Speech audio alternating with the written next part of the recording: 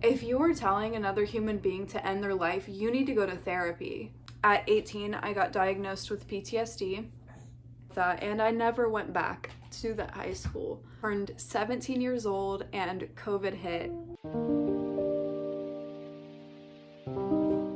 I almost just recorded the whole video in slow-mo. That would have been terrible. I need to prepare for this, if you know what I mean. So this is definitely a very stressful video for me to make because I kind of avoid talking about this. It's obviously not something that I'm proud of or want to really talk about this, but this might help someone else who's going through my same situation. Let me start at the beginning. My 7th grade year, I moved right after 7th grade, right before 8th grade, and I moved an hour away to a new town, a new city. I moved to a whole new city. I came from a school and moved to a school that was prissy and rich. And I was wearing Jordans and gelling my edges, and that from day one, I did not get accepted at my new school because of just like my appearance. I looked different. I wore pink leggings, I wore Jordans and Air Forces, and I gelled my edges, and I was made fun of. So I only had a few friends when I moved to the school, and I had horrible anxiety and depression and was coming into my other mental illnesses that I have from childhood trauma.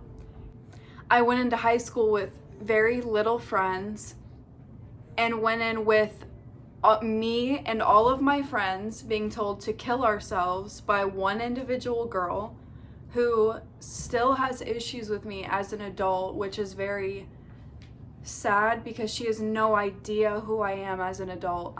This girl would walk past me in Cheyenne in the hallway and call us a whore.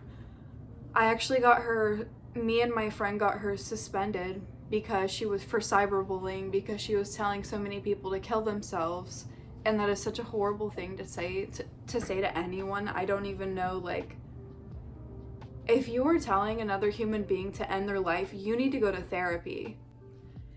And this same girl was spreading horrible rumors around about me to everyone, saying that I was a whore.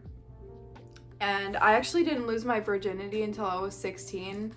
Everyone thought I was a whore, and I would get bullied about that, or I would meet a new person and they would be like, "Ooh, I've heard things about you." Like, I had people say that to me, like new people that I had met, like say these rumors or that I was a lesbian or something, like, and these rumors obviously used to hurt me so bad back then, like, because they just weren't true. It's definitely very hard for me to bring up this stuff and even remember it from all of my memory loss from the drug abuse in high school.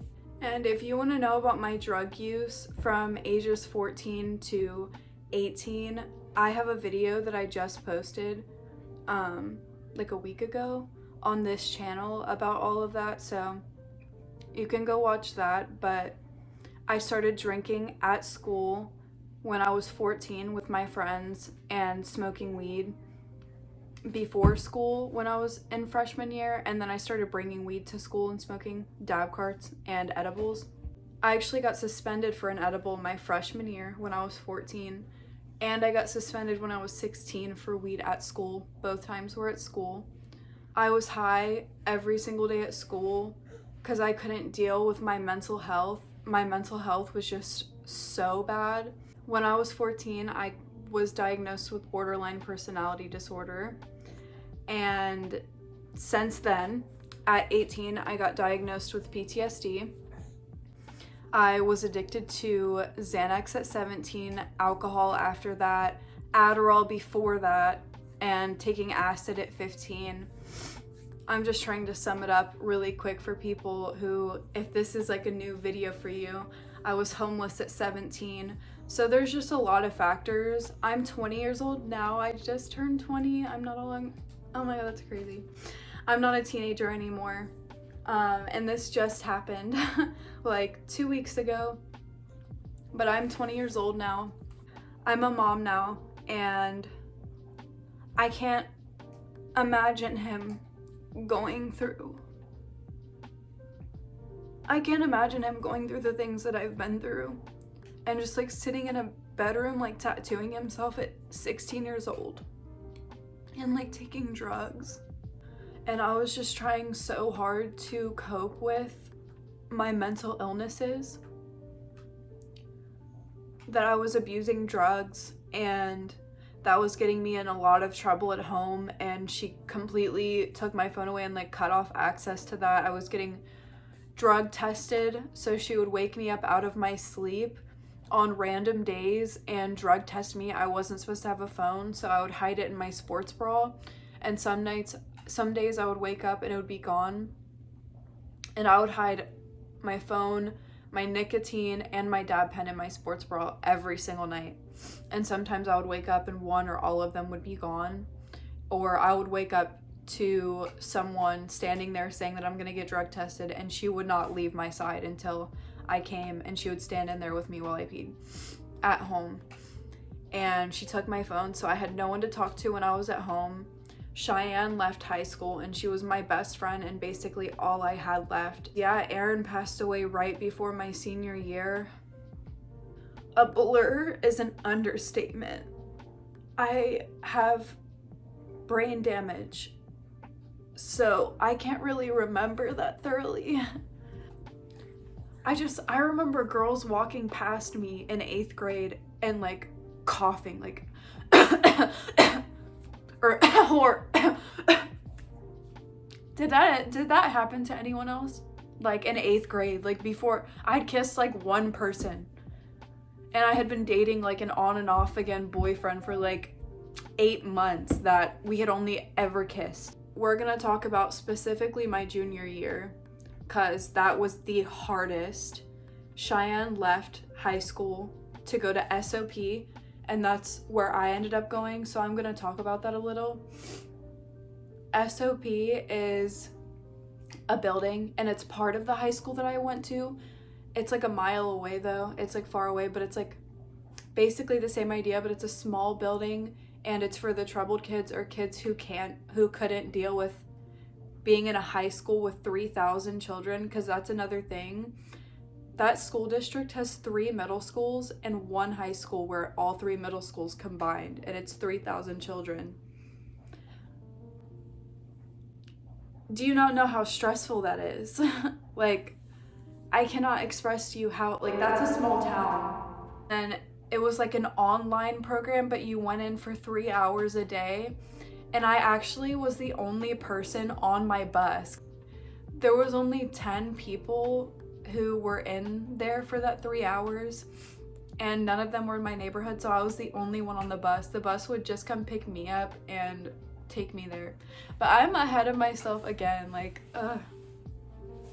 this, can you tell I have like borderline? Like, so my junior year was definitely the worst.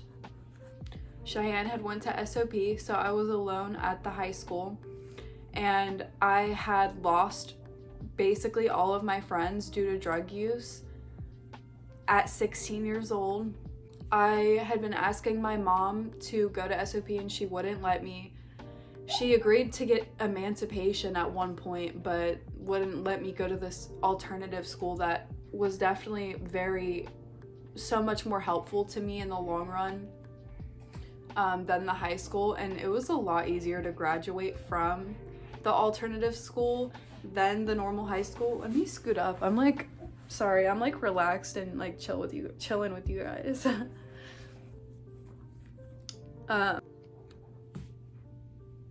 I just lost 7 minutes of footage. That really, really sucks, because I was like done filming. Awesome. Just kidding. After I sat down and refilmed the entire freaking thing for another 10 minutes, the 7-minute clip was magically in my camera roll. Yay. Every day, I wasn't allowed to have a phone. I would go to school. I would be extremely high. I would get high before I went to school. I would smoke in between every single class. I would just hit my dab pen in the bathroom in between every single class. I was alone at school. I couldn't talk to anyone at home when I got home because I wasn't supposed to have a phone. And when I did have a spare trap phone, they would disconnect it from the Wi-Fi. So I couldn't text anyone because I didn't have service on it. So if I didn't have Wi-Fi, I couldn't text. So I was alone at home. I was alone at school. I had borderline personality disorder and had no idea how to deal with it. I was being put on so many different medications like Zoloft, Prozac. I was being put on mood stabilizers and antipsychotics, which I'm trying again now as a 20-year-old, finally. But I was just like insane. Like, I was crazy. I was tattooing myself at 16 in my bedroom with dirty needles. It was just bad. It was so bad. And I was doing it on YouTube. You can go back and watch those. Like, oh my God. And one day it was just too much for me and I just couldn't take it anymore. And I went down to the office and refused to go to class. I just refused. And I yelled at the principal. I was having a full mental breakdown. I was sobbing and yelling. And there was like students hearing it and like walking away, and it was just really bad. And I yelled at multiple teachers, multiple principals, because there was 3 principals and then a head principal, because there was 3 units of the high school. It was huge. It was just really bad. And they had my mom come pick me up because they didn't want to deal with that. And I never went back to that high school. I never went and picked up my stuff from the locker either. I lost a speaker and stuff, but it's fine. After that, I stayed home for 4 months while my mom tried to contact SOP, School of Possibilities. I always call it, whatever. She tried to contact them for 4 months, emailing them, calling my high school. And they just like weren't getting back to us. I guess they were just doing paperwork, or they just didn't want me there or something, or were letting me calm down. But I was 16 out of school. At this point, the school knew about all of my mental health problems and were in contact with my therapist and stuff, and had given me so many mental health days that I was on doctor's notes. And if I wanted to take a day off of school, I had to get a doctor's note. And it was October when I left high school for the last time. So that was the first quarter, I believe, or first semester, and I was already on doctor's notes.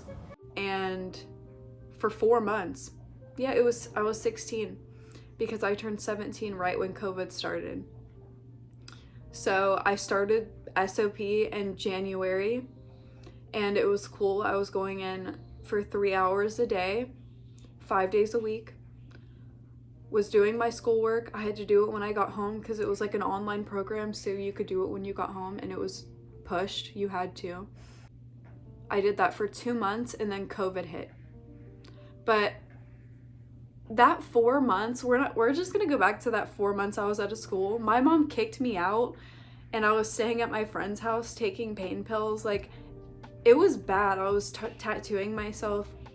That 4 months that I was out of school at 16 was so bad.